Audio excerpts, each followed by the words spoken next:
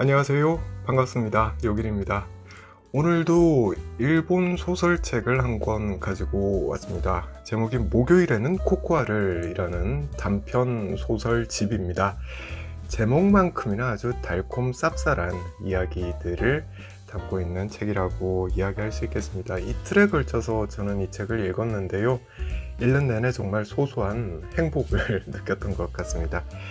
이 책은 얇은 편이죠. 191페이지짜리예요. 이 책에 12편의 단편 소설이 들어있는 거죠. 각각의 소설이 아니에요. 개별적인 소설들이 아니고 다 연결이 되어 있습니다. 앞장에 등장했던 인물 중에 하나가 그 다음 장에 화자로 등장하는 그런 식입니다.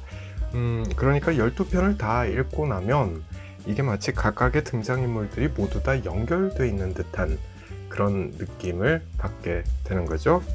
출판사가 이 책의 카피를 이렇게 뽑았습니다. 우리는 모르는 사이에 누군가를 구원한다. 네, 우리 사회가 무척 파편화돼 있죠. 네, 그렇습니다. 사실은 그런데 이렇게 다들 연결돼 있다라는 거고요. 그러니 우리는 모르는 사이에 누군가를 구원하고 있을 수도 있겠다 싶더라고요.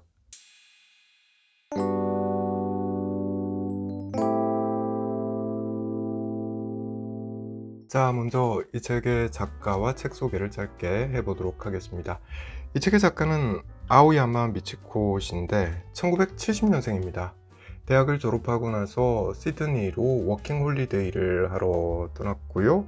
거기서 2년이 닿아서 일본계 신문사에서 근무를 한 경력을 가지고 있습니다. 그렇게 2년을 호주에서 생활을 하고 나서 일본으로 다시 돌아오게 되고요. 그러고 나서는 잡지 편집자로 일을 했습니다. 그러면서 계속 글을 썼던 거겠죠. 데뷔는 2017년에 했습니다. 데뷔작이 바로 목요일에는 코코아를 오늘 소개해드리는 이 책입니다. 그러니까 작가에게 올해는 문단 데뷔 5년차가 되는 거죠. 아오야마 미치코 씨는 일본에서는 꽤 주목받는 작가인 것 같습니다. 왜냐하면 이분은 2년 연속해서 일본의 서점 대상 2등을 차지했더라고요. 첫 번째가 2021년에 도서실에 있어요 라는 책으로 2등을 했는데 이 책은 한국에도 번역이 돼서 출간됐습니다. 두 번째 책은 2022년에 적색과 청색의 에스키스 라는 책으로 또 2등을 했는데 이건 아직까지 출간되지 않았더라고요. 자, 제가 2등을 두 번 했다, 이걸 왜 이야기를 하냐면 일본은 이 서점 대상이라는 게 독자들에게 꽤 영향력을 많이 미친다고 하더라고요. 이 상은 2004년에 만들어졌는데요. 서점의 직원들이 투표를 해서 수상작을 결정하는 아주 재미있는 상이라고 말할 수 있겠습니다. 요즘 일본도 책이 안 팔리는 건 마찬가지라고 해요. 한국보단 좀 많이 팔린다고 하던데 어쨌거나 출판계가 불경기라는 거죠. 그러니까 이런 상을 만든다는 건 책을 판매할 기회를 좀 더 늘려보겠다라는 의도가 담겨 있다고 말할 수 있을 겁니다. 실제로 이 문학상의 캐치프레이즈도 전국 서점 직원들이 뽑은 가장 팔고 싶은 책, 이렇게 돼 있다고 하거든요. 다시 말해서 이 문학상의 수상 작품들은 대중성은 무척 뛰어나다, 이렇게 말할 수 있을 겁니다. 재미는 우리가 보장하겠습니다. 그러니 책 좀 사주세요. 이런 의미인 거죠. 자, 이런 상을 2년 연속 두 번이나, 둘 다 2등이긴 하지만 두 번이나 탄 사람이 쓴 데뷔작이 오늘 제가 소개해드리는 책인 거예요. 이 책은 작가의 단편소설 12편을 담고 있습니다. 옴니버스 형식이고요. 도쿄를 배경으로 한 글이 6편이 있고 나머지 6개는 시드니를 배경으로 하고 있습니다. 또 하나 말씀드리자면 이 책에 수록된 각각의 단편 소설들은 독특하게도 각각의 색깔을 가지고 있습니다. 예를 들어서 1편은 제목이 목요일에는 코코아를 이라고 되어 있는데 이 책의 제목이기도 하죠. 도쿄가 배경이고 브라운, 그러니까 갈색이 모티브입니다. 갈색은 따뜻하고 편안하죠. 그렇죠? 그래서 이야기도 무척 따뜻하고 편안하게 읽으실 수 있습니다. 자, 하나 더 예로 들자면 5편은 제목이 만남이고요. 시드니가 배경이고 빨간색이 모티브입니다. 남녀를 이어주는 운명의 끈은 빨간색이다, 홍실이다. 네, 이런 이야기 동양에서는 많이 하잖아요. 그 이야기를 담고 있습니다. 각각의 이야기들을 각각의 색깔로 짝을 지어 놨다. 네, 무척 참신한 시도가 아닌가, 네, 그런 생각이 들더라고요.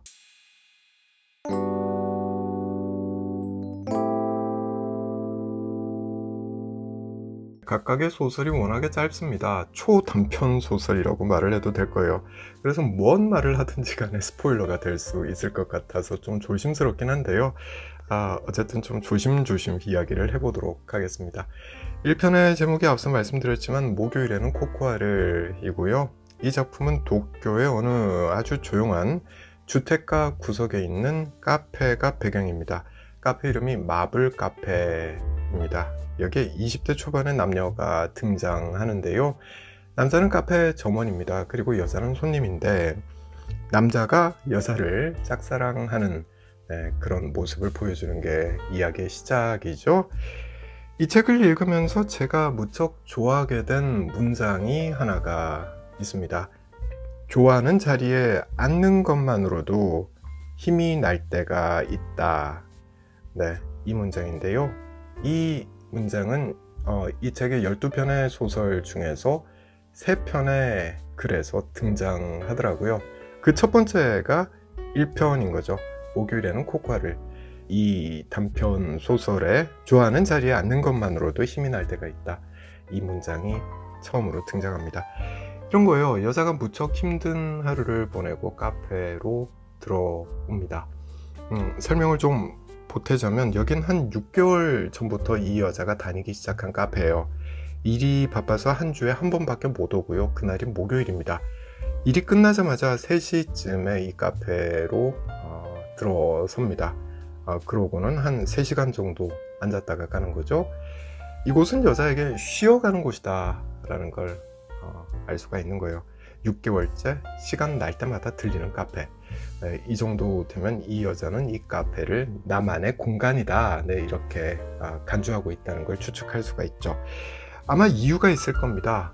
그 이유는 2가지쯤으로 생각해 볼 수 있을 텐데, 첫째, 카페 그 자리, 그 공간 자체가 마음에 들었기 때문일 것이고, 두 번째는 그 카페 점원이 훤칠하고 호감형으로 생겼다라고 묘사가 되어 있거든요. 그 사람도 마음에 들었을 것이다, 이렇게 볼 수 있겠죠.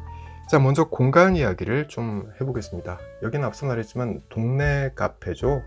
동네 구석에 있는 카페입니다. 큰 나무 뒤에 숨어있는 조그만 카페예요. 벚나무 가로수가 우거져 있어서 다리 건너편에서는 보이지도 않는다고 말합니다. 게다가 주택가니까 손님이 많지가 않죠. 아주 조용한 작은 카페라고 보시면 되겠죠.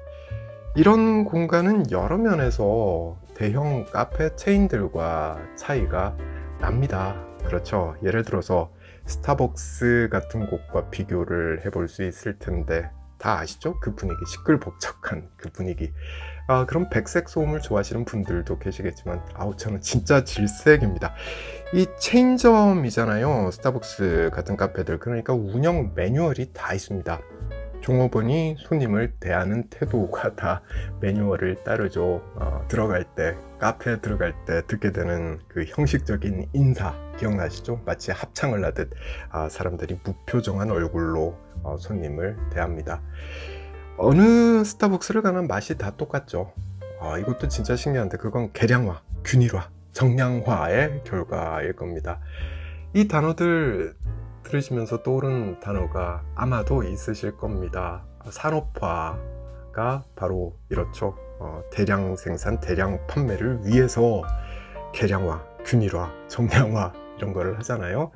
그러니까 우리가 자주 일상생활 속에서 찾는 그 스타벅스 카페는 어찌 보면 산업화의 소산이다, 네, 이렇게 이야기도 할 수 있는 거예요. 여기서는 엄청나게 많은 메뉴가 간판에 적혀 있습니다. 이 중에서 재빨리 하나를 골라서 주문을 끝마쳐야 되죠. 왜냐면 재빠르지 않으면 뒤에 줄이 잔뜩 서 있기 때문에, 눈치를 보게 되기 때문에 그렇습니다. 이런 곳에선 쉬는 느낌이 안 들죠. 네, 그렇습니다. 근데 동네 카페는 다르죠. 완전히 달라요. 개성이 드러납니다. 주인장의 취향이 카페에 그대로 드러나는 거예요. 게다가 이 소설 속에 나오는 카페, 마블 카페 같은 경우는 동네 주택가에 있습니다. 동네 손님을 상대로 장사를 하겠다라는 거죠. 그러니 느긋합니다. 여유롭죠. 첫눈에 여긴 내 공간이 될 수 있겠는걸, 네, 이렇게 생각할 수밖에 없는 거예요. 이 여자 손님의 경우가 그랬습니다. 또 하나, 이런 카페에 가면 왠지 내 자리가 있는 것 같습니다. 꼭 그 자리에 가서 앉게 되죠. 이상하게 그렇더라고요. 스타벅스 같은 경우는 그냥 빈자리에 가서 앉아야 되잖아요. 선택할 수 있는 옵션이 없는 경우가 대부분이죠.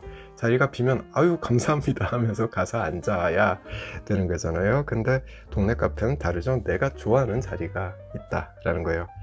이 소설 속의 여자는 창가 구석 자리를 좋아합니다. 항상 여기에 앉습니다. 저 같아도 뭐 창가 구석 자리를 선택할 것 같습니다. 다 그렇지 않나요? 혼자 가잖아요. 혼자 갔을 땐 이런 자리 고르게 되는 것 같아요. 여럿이 가게 되면 카페 가운데 있는 큰 테이블을 차지하고 앉겠죠. 하지만 혼자서 가면 구석 자리가 좋습니다. 왜냐면 방해를 덜 받게 되고요. 또 여러 사람이 왔을 때를 대비해서 다른 손님들에게 큰 자리를 양보한다 라는 의미도 있을 겁니다. 또 기왕이면 창가 자리가 좋죠. 왜냐면 바깥 구경도 할 수가 있고 또 멍 때리기에 아주 좋은 자리이기 때문에 개인적으로는 그렇습니다. 이런 자리를 선호합니다. 자, 이런 이유로 이 여성은 매주 목요일마다 이 카페를 찾아와서 항상 창가 구석 자리에 앉아 있습니다. 근데 이날은 무척 우울해요. 여자가 무척 우울해요. 또 하필이면 누가 내 자리에 앉아 있는 거예요. 맨날 앉던 그 자리에 앉아 있습니다. 할 수 없이 다른 자리에 가서 앉아야 되죠. 더 우울해집니다. 멍하게 앉아 있다가 눈물마저 흘리죠. 이걸 남자 점원이 지켜보고 있는 거죠. 그러는 사이에 마침 창가 구석 자리에 앉아 있던 다른 손님이 자리를 떠납니다. 이때 재빨리 남자 점원은 그 자리를 닦고 정리를 한 다음에 여자 손님에게, 자신이 짝사랑하는 그 여자 손님에게 말하죠. 자리가 비었습니다 라고 말해요. 그러니까 여자는 살짝 놀라죠. 왜냐면 이 자리가 비었습니다 라는 이 짧은 한마디가 둘 사이에서 나눠본 매우 의미 있는 대화이기 때문에 그렇습니다. 이게 무슨 말이냐면 점원과 손님의 대화는 늘 똑같죠. 손님이 와서 메뉴를 보고 이거 주세요 그러면 점원은 네 그거 갖다 드릴게요, 또 갖다 주면서는 맛있게 드세요 그러면 손님은 고맙습니다. 이게 다잖아요. 그렇죠? 그러니 두 사람은 6개월이나 서로를 보아왔으면서도 서로의 이름도 모르고 있는 거예요. 근데 이날 남자가 여자에게 말을 한 거죠. 자리가 비었습니다 라고 이야기를 한 거예요. 그리고 한마디 덧붙입니다. 바로 여기서 제가 앞서 이야기했던 그 문장이 나오죠. 좋아하는 자리에 앉는 것만으로도 힘이 날 때가 있잖아요. 네, 이야기를 합니다. 무척 짧은 문장이지만 여러 의미를 담고 있다는 걸 알 수가 있습니다. 난 당신을 알고 있다 라는 거고요. 당신이 좋아하는 자리가 저기 있는 저 자리가 이제 비었으니 거기 가서 앉아라 라는 거죠. 또 거기 앉아서 따뜻한 코코아 한 잔 마시다 보면 힘이 날 거다 라는 말을 하고 있는 겁니다. 이런 말들이 문장 하나로 축약돼서 나타난 거죠. 좋아하는 자리에 앉는 것만으로도 힘이 날 때가 있잖아요. 네, 이렇게 점원이 여자에게 이야기한 겁니다. 이쯤 되면 이 남자에 대한 여자의 호감은 아주 점프를 했겠죠. 도약을 했을 겁니다. 사실 이 소설은 제목 자체가 스포일러라는 생각을 하면서 읽게 됐던 것 같습니다. 동네 예쁜 카페가 배경이고 또 달콤 쌉쌀한 이 코코아가 제목에 들어 있습니다. 게다가 책 표지가 이렇게 예쁜데 당연히 예쁜 사랑 이야기가 담기겠구나 네, 이렇게 추측하게 되는 거죠. 그러니 저 같은 경우는 이 책을 처음에 읽을 때 구성이 얼마나 잘 돼 있을까, 네, 이런 면을 좀 관심을 갖고 지켜보면서 읽었던 것 같습니다. 구성 아주 재밌게 잘 돼 있고요. 2편으로 가면 아까 그 창가 자리, 구석 자리에 다른 손님이 앉아 있었잖아요. 그 손님이 화자로 등장합니다. 카페를 나서고 나서부터 또 다른 이야기가 펼쳐지게 되고요. 이런 식으로 이야기가 꼬리에 꼬리를 물고 계속 이어지는 거죠. 자, 그러다가 마지막 12편에 가서 다시 이 목요일마다 나타나서 코코아를 마시는 이 여자가 화자로 등장하게 됩니다. 그리고 자기 이야기를 다 풀어놓게 되죠. 왜 목요일마다, 그리고 하필 왜 3시에 거기에 가서 왜 하필 코코아만 마시는지 그걸 이야기하게 되는 거예요. 각각의 짧은 단편들도 다들 완결 구조를 갖추고 있습니다. 근데 이 12편이 서로 이어지고 이어져서 아주 예쁜 결말을 만들어내는 소설입니다. 아마 모든 사람이 무척 재미있게 처음부터 끝까지 다 읽으실 수 있지 않을까 싶습니다.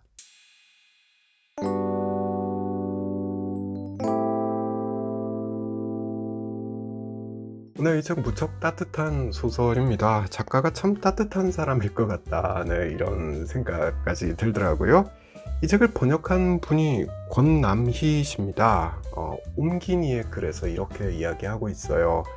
좋아요를 누르고 싶은 작가가 등장했다. 진짜 동감합니다. 저도 이 말이 무슨 말인지 알아듣겠더라고요. 진짜 저도 좋아요를 누르고 싶은 분입니다. 요즘처럼 각박한 세상에 이렇게 따뜻한 글을 쓰는 작가가 나타나서 참 반가웠고요. 이런 글들 사람들이 좀 많이 읽었으면 좋겠다 라는 생각도 해봤습니다. 자, 오늘은 여기까지 하겠습니다. 저는 다음에 다른 책 들고 다시 찾아올게요.